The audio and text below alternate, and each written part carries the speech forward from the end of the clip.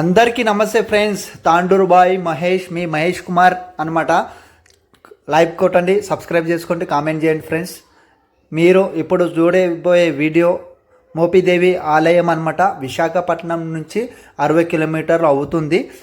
ఇట్లా జర్నీ అయితే చేసుకుంటూ ఆ దేవాలయంకి అయితే నేను చేరుకున్నాను. చాలా ప్రత్యేకతలు ఉన్నాయన్నమాట. మీరు చూస్తే ఆశ్చర్యపోతారు. నాగదోషం ఉన్నా, సంతానం లేకపోయినా, శత్రుభయం ఉన్నా, నష్టం వచ్చినా కష్టం వచ్చినా ఈ దేవాలయం దగ్గరికి మీరు దర్శించుకుంటే మీ కోరికలు నెరవేరడం ఖాయమన్నమాట. ఆ పచ్చదనంతో అట్లా బస్సు జర్నీ చేసుకుంటూ నేను ఆ దేవాలయంకి అయితే చేరుకోవడం జరిగింది. అలా వీడియో మొత్తం మీరు చూశారనుకో, ఆనందంతో నాకు ఒక లైక్ కొట్టిండ్రనుకో నాకు చాలా సంతోషము. ఈ విధంగా నేను వీడియోలో ఇంకా ఎన్నో పెడుతుంటాను, ఆదరించండి. ఈరోజు చెప్పుకోబోయే దేవాలయం గురించి మనము తెలుసుకుందాము. మోపిదేవి దేవాలయం అనమాట.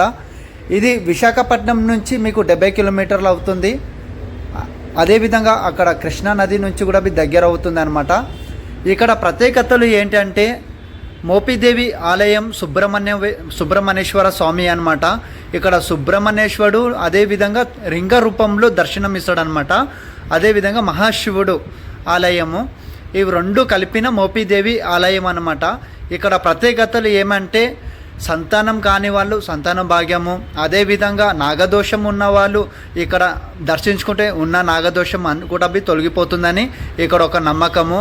అదేవిధంగా శత్రు భయం ఉన్నవాళ్ళు ఇక్కడ వచ్చి దర్శించుకుంటుంటే శత్రు భయం కూడా తొలగిపోతుందని ఇక్కడ ఆచార్యము. అంటే ఎందుకు చెప్తున్నానంటే ఇక్కడ స్వయంగా సుబ్రహ్మణ్యేశ్వరుడు ఇక్కడ తపస్సు చేసిన ప్లేస్ అన్నమాట. అదేవిధంగా ఇక్కడ తపస్సు చేసుకుంటూ అక్కడ పుట్ట అనేది ఏర్పడ్డదన్నమాట. ఆ విధంగా పుట్ట అనేది ఏర్పడడంతో అక్కడ ఒక భక్తుడు చూడడంతో, అదేవిధంగా అక్కడ స్వామివారు దర్శించుకోవడం వలన అక్కడ పుట్ట అనేది ఏర్పడ్డది. అందుకోసమే ఇక్కడ నాగదోష నివారణ జరుగుతుంది అన్నమాట. ఏ దోషం ఉన్నా, ఎలాంటి కష్టాలు బాధలు నష్టము ఏమున్నా ఈ మోపిదేవి ఆలయంకి మీరు వచ్చి సుబ్రహ్మణ్యేశ్వరుడు స్వామిని అదేవిధంగా ఈశ్వరుణ్ణి మీరు దర్శించుకుంటే ఉన్న దోషాలు శత్రుభయము అన్నీ తొలగిపోతుంది అనమాట. ఇక్కడ ప్రత్యేకతలు నేను చెప్పింది కాదు, ఇక్కడ వెళ్ళి దర్శించుకుంటే మీ తలరాత కంపల్సరీ మారిపోతుంది అనమాట. అంత పవిత్రమైన దేవాలయం ఇది. స్వయంగా స్వామివారు దిగి వచ్చిన ప్లేసు ఇక్కడ. అదేవిధంగా ఇక్కడ సుబ్రహ్మణ్యేశ్వర స్వామి దిగి రావడంతో ఎన్నో వేల సంవత్సరాలు తపస్సు చేసుకోవడం వలన అరే నా బిడ్డ ఇంకా రాలేదు, ఇంకా తపస్సులోనే ఉన్నాడు అని బాధపడి తండ్రి స్వయంగా పరమశివుడు ఈ దేవాలయంకి రావడం జరిగింది. ఇక్కడ పరమశివుడు సుబ్రహ్మణ్యేశ్వరుడు ఇద్దరి మీరు దర్శనం పొందగలుగుతారనమాట. అంతా పవిత్రమైన దేవాలయము. అదేవిధంగా మీరు సంతాన భాగం ఎవరైనా సంవత్సరమైనా 2 సంవత్సరాలైనా సంతానం లేనివారు ఈ దేవాలయానికి వస్తే కంపల్సరీ మీరు దర్శించుకున్న తర్వాత అక్కడ నాగపుట్ట అని చెట్టు ఉంటుంది. అక్కడ మీరు మొక్కులు అక్కడ ఒక తొట్ల కట్టి మీరు మనసులో కోరికలు ఆడ ముడుపుగా ఇస్తే అక్కడ మీరు ఖచ్చితంగా సంవత్సరంలోపు సంతాన భాగం కలుగుతుంది. అంటే నేను చెప్పేది కాదు, అక్కడ ఉన్న ప్రజలు అక్కడున్న దేవాలయంలో ఉన్న రెగ్యులర్గా వచ్చేవాళ్ళు చెప్పారనమాట. అంత పవిత్రమైనది దేవాలయం అనమాట. మీరు ఒకసారి మీరు బాధలు ఉన్నారు, లేదు సంతాన భాగం లేదు, శత్రుభయం ఉంది, నాగదోషం ఉన్నవాళ్ళు ఖచ్చితంగా నేను చెప్తున్నా కదా ఈ దేవాలయం దగ్గరికి వెళ్ళి దర్శించుకోండి.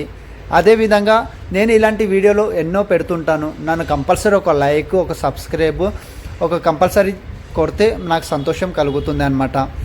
ఇక్కడ అదేవిధంగా అక్కడ ఒక వాగు ఉంటుంది, సుబ్రహ్మణ్యేశ్వరుడు వాగని ఉంటుంది. అక్కడ మీరు చక్కగా స్నానాన్ని ఆచరించి ఇక్కడ ముడుపులు కట్టిండ్రనుకో, అప్పుడు చాలామంది ఇక్కడ సంతానం లేని వాళ్ళు ఇక్కడ ముడుపు కడుతుంటారనమాట నాగదేవత దగ్గర. అదేవిధంగా ముడుపు కట్టిన వెంటనే సంవత్సరం లోపు మీరు శుభవార్త వినడం ఖాయం.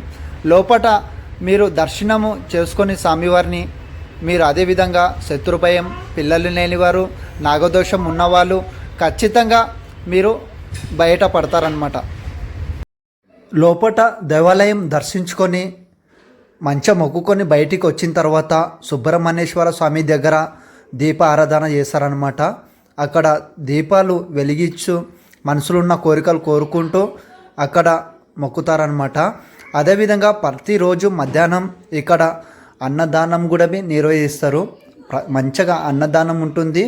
అన్నదానము మీరు ఖచ్చితంగా తిని భోజనం చేసుకొని స్వామివారిని లాస్ట్ కోరిక మంచం మొక్కుకొని ఆడికెళ్ళి మీ ప్రయాణం ఏడికెళ్ళి అయితే వచ్చారో ఆడికి మీ ప్రయాణం వెళ్ళిపోవాలన్నమాట ఇంటికి. ఖచ్చితంగా ఒక సబ్స్క్రైబ్స్, లైక్, కామెంట్ అయితే పెట్టండి ఫ్రెండ్స్.